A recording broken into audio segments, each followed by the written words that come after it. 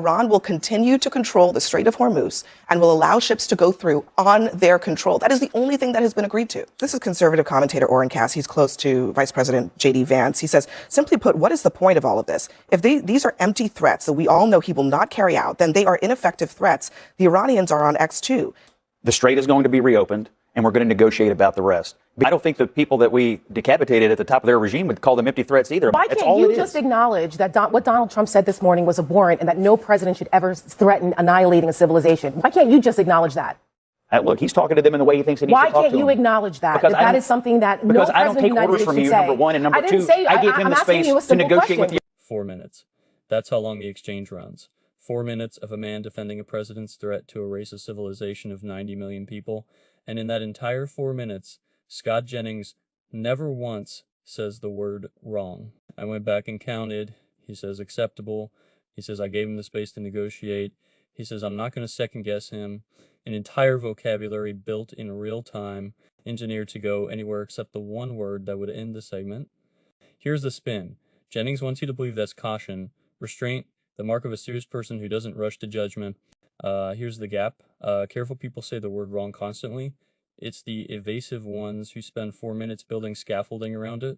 I pulled the full transcript, and there's a moment days later where that avoidance stops looking like caution and starts looking like a strategy.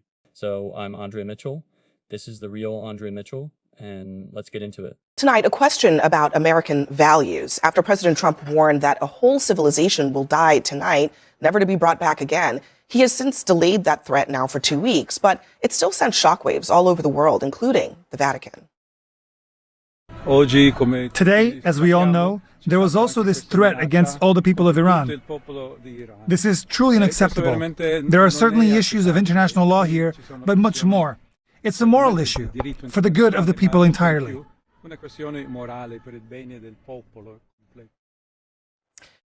The Pope has been weighing in on this conflict for a while now, but I think you described it as a genocidal threat. Other people have described it that way. I mean, there's this debate always, should you take Trump literally or seriously? But whether you take him literally or seriously, saying that you're going to end a civilization is a serious threat that no American president has ever issued before. And you shouldn't. And honestly, those sorts of things when just really are very unhelpful.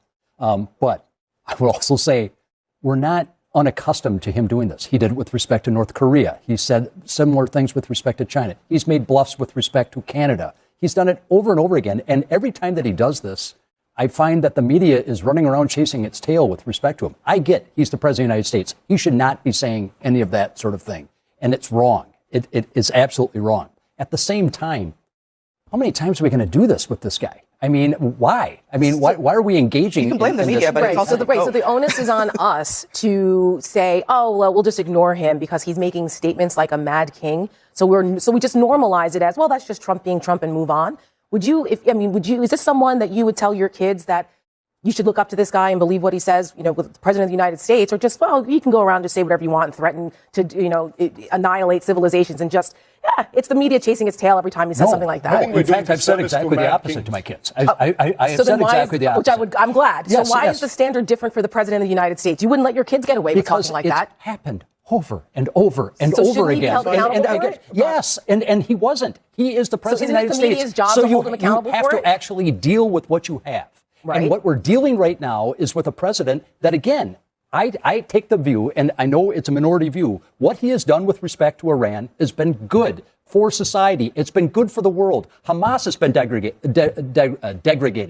Hezbollah has been degraded. The Iranian military, the nuclear, it is an evil nation state. I look at the long game rather than a bunch of talking heads. We're not, like I said, we're doing the service to Mad Kings. Mad Kings haven't said things like that since going back to Genghis Khan. True. This is not even unprecedented in modern times. It was unprecedented even in medieval times to say things like this. And what a president says matters. It's not enough to say, well, that's just Trump, and let's not chase our tails around this. We have politicians at this table. When politicians speak, what they say, the way they say it matters and ought to matter. When I was a child and came home, and if I used a profanity, my parents then saying, that's just Bobby being Bobby, and we could just go on with that. I got my punishment for that. And the president should not get a free pass. He's an 80-year-old man. He's a grown adult. He cannot be just simply brushed. This kind of behavior, this kind of language cannot simply be brushed away. A civilization? For crying out loud. We're not even allowed to say that about a town or a village. We're not supposed to use language like that. George Bush went to Iraq and he used very different language. The language, I covered that war. And it was not a war I was in support of, but I covered it as a journalist in Baghdad for 5 years. I distinctly remember George Bush saying, we come to Iraq with respect for your civilization, with respect for the faiths that are practiced here. There's a difference. Presidential language goes down in history. Agreed. And that's got to count for something, and we cannot simply brush this away like this. Absolutely. I mean, I don't have any respect for the government, for this regime, but I'll tell you, unhinged and unhelpful. That's the only way when you read something like that, and you say, how does this advance the ball forward? And also, there's only so many times you can cry wolf and say things like that are so extreme and crazy where people just blow you off, including other world leaders, and don't take you seriously. And I think the more this, yes, we're desensitized, you're right, and that's not a good thing. And by the way, a little language, I'm from Jersey, so a little's okay. Let's not get too clean. I mean, let me just read this, because this is conservative commentator Orin. He's close to Vice President J.D. Vance. He says, simply put, what is the point of all of this? If these are empty threats that we all know he will not carry out, then they are ineffective threats. The Iranians are on X too, and merely making the president and our nation look foolish. If they're not empty threats, and the president is asserting the American position that such actions are acceptable in this situation and ones that we are willing to take, we are not living in some quantum thought experiment where he is simultaneously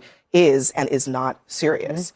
I don't agree that he's made empty threats as it relates to Iran. This is literally an empty threat. I don't think the people that we decapitated at the top of their regime would call them empty threats either. I mean, we've clearly demonstrated the interest in using the U.S. military to take drastic action. All of the shifting deadlines. Right. What do you call the threat this morning to end their civilization, only to accept a 10-point plan that was put on the table yesterday as the basis for negotiations? You haven't seen the 10-point plan. All we know is that they said they would reopen the strait. Beyond that, we don't know anything. Hold on a second. The president retweeted the Iranian foreign minister's statement, which said explicitly that they are using the 10-point plan as a basis of negotiation. I'm not making that up. The president reiterated that on an X post, Scott. But so my point is the threats from Trump and some of the stuff that's to bomb their bridges, to bomb their desalination plants, to bomb them out of their civilization off the face of the earth. How are those not empty threats? Well, it looks like it brought them to the table tonight and got them in a place where they would agree to a ceasefire. I mean, I'll give you a counter argument to all these other positions, which is that is not connected to reality. We have a ceasefire. Tel Aviv is still under attack. The same table that we have tonight is the table that existed yesterday, in large part. And fundamentally, the only thing that has been agreed to is that Iran will continue to control the Strait of Hormuz and will allow ships to go through on their control. That is the only thing that has been agreed to. The strait is going to be reopened, and we're going to negotiate about the rest. Beyond that, we don't really know much of anything. But I will tell you, yesterday, Iran was saying, we're cutting off, talks. We're not going to continue the talks. The president uses some extreme language, and all of a sudden, voila, tonight, we have a ceasefire for 2 weeks. Why can't we just say, you know what? Maybe we have achieved military objectives. Maybe we have taken down their military and their ability to export terror. Maybe we have decimated their missiles. Maybe we've buried the nuclear material. And maybe we've got 2 weeks to make the world a safer place. Why can't we look at this as a glass half full moment as opposed to, but then why we have to make it negative for Donald Trump. But why can't you just acknowledge that what Donald Trump said this morning was abhorrent and that no president should ever threaten annihilating a civilization? Why can't you just acknowledge that? Look, he's talking to them in the way he thinks he needs to talk to them. Why can't you acknowledge that? That is something that no president I don't take orders from you, number one. And say that back to yourself. She didn't give him an order. She asked him a question about whether a president threatening to end a civilization is wrong. That's the word he reached for. Order, like agreeing with her, would mean answering to her. Watch what he does right after. He doesn't defend the threat. He defends his right to not be told what to think about it. Those are two completely different arguments, and he just swapped one for the other in real time. So hold on to that swap, because in a few minutes, a different woman is going to ask him the exact same question, and this time he won't have orders to hide behind. One, and number two, I give him the space to negotiate with the Iranians the best way he knows how. All right, well, let me just ask a final question, Scott, for the record. Do you think it's acceptable for the president to threaten to annihilate a civilization? I think it's acceptable for the commander-in-chief to deal with these people in the best way that he can. Is that a yes to or is get it a no? result. Is And that I a give him yes the or and I is give it him a the no? latitude So to do that's it. a Is that a yes. yes I'm or a not going to no? second guess him. I'm not going to second guess So him. it's a yes? He put out a statement. We now have a ceasefire. Okay. Those are the two things that I just wanted to ask for the record. Yes. That's a yes on your part. I want to tell you about a word Scott Jennings used, and then I want to tell you what he did to that word a few days later. The word was yes. Abby Phillip asked him, for the record, whether a president threatening to annihilate a civilization is acceptable. Jennings didn't say yes outright. He said, I'm not going to second guess him. Phillip said it for him. That's a yes on your part. Jennings didn't correct her. On live television, in front of a national audience, he let a yes stand as his answer. Here's the fact nobody's talking about. Days later, a different CNN panel, different night, different topic technically, same threat. David Hogg brought up Trump's civilization line, called it what Orin Cass had already called it in writing, a threat with no room to hide. No quantum thought experiment where it's simultaneously real and not real. And when Hogg raised it, Scott Jennings said 4 words. It didn't happen. Sit with that. The man who let a yes stand on the record is the same man who, once the ceasefire made the moment safe to erase, told a national audience the moment never existed. Abby Phillip had to read Trump's own post back to him, on air, to prove her own show's segment actually aired, and that's the context. Now, here's the implication, and it's not about Scott Jennings, it's about what happens to a threat once it's inconvenient to remember. Trump wrote that a whole civilization would die and never be brought back. That sentence existed. Cameras recorded a paid commentator conceding it was acceptable, and within days, the same commentator was erasing his own concession, not with an apology, not with I misspoke, but with flat denial that the thing ever happened at all. This is the dot nobody connected.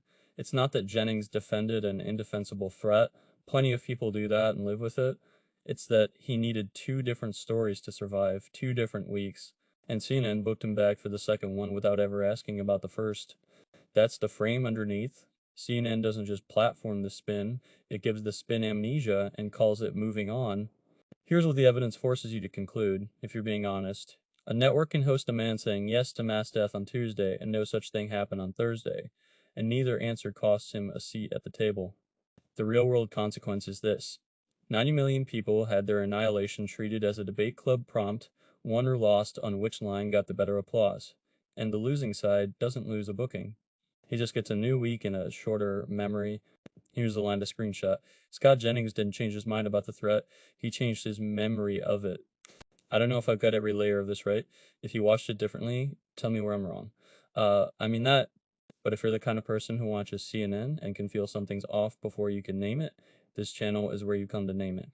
I'm Andre Mitchell. Subscribe if you want the receipts before the network hopes. You forget you needed them.